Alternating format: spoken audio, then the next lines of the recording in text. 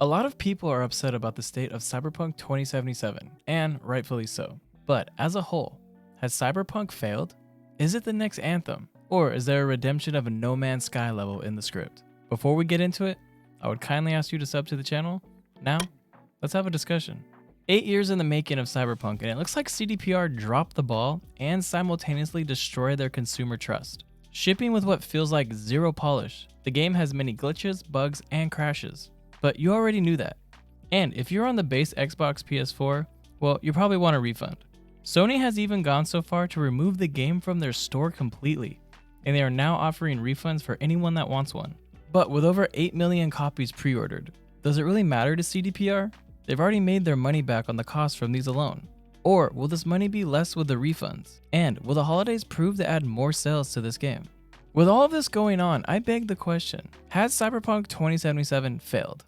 My personal answer to this is yes and no. It's both a success and a failure at the same time. Speaking about the negative, obviously we have the base console issues and the glitches as mentioned earlier. But speaking of the game itself, I don't think we have the game we were expecting, dare I say even promised. The AI at times acts completely ridiculous. After completing missions, the reactions are questionable, as in sometimes they don't even seem to act accordingly to the situation. The AI enemies just stand and shoot at you. Now, this could be because I play on normal, but I don't think it is. I don't really see a challenge when fighting enemies. I've used the katana on like 6 enemies, and none of them did anything different.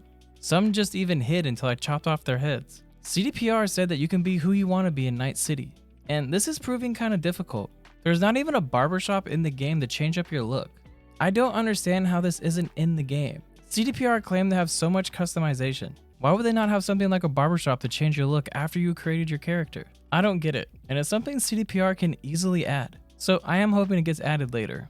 Another aspect of the game I think failed are the life path options. This is one of the points that I was really excited about the game.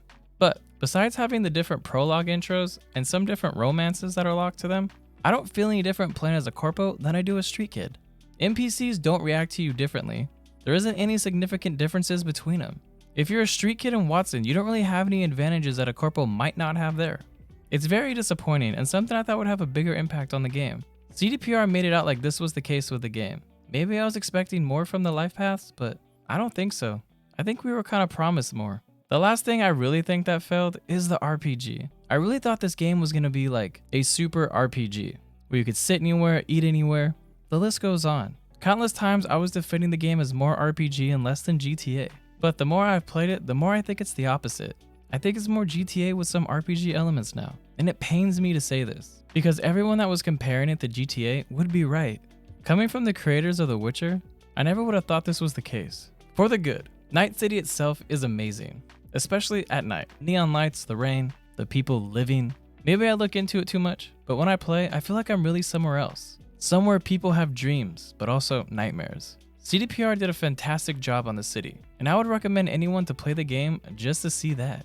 Also, the main story is fantastic, so far. As I'm writing, I'm almost done with the story, but not quite yet. The characters are memorable, and I feel like I have a strong connection with them. This is always a win for me. Some games I could really care less about the characters, but CDPR really made me admire a bunch of the cast. The combat is also something I'd like to talk about. I love it. I think the movement and the gunplay is really well done, especially when you have more perks and cyberware. I really thought it was going to be really lackluster for some reason, but I'm enjoying using all the types of guns. The weapons also deserve a shout out. The sounds and the feel of different class weapons is done very well. So, has Cyberpunk 2077 as a whole failed? I would say no. I think there is enough here to be a fantastic game, and a game I would recommend people to play. But I wouldn't disagree if you said it did fail.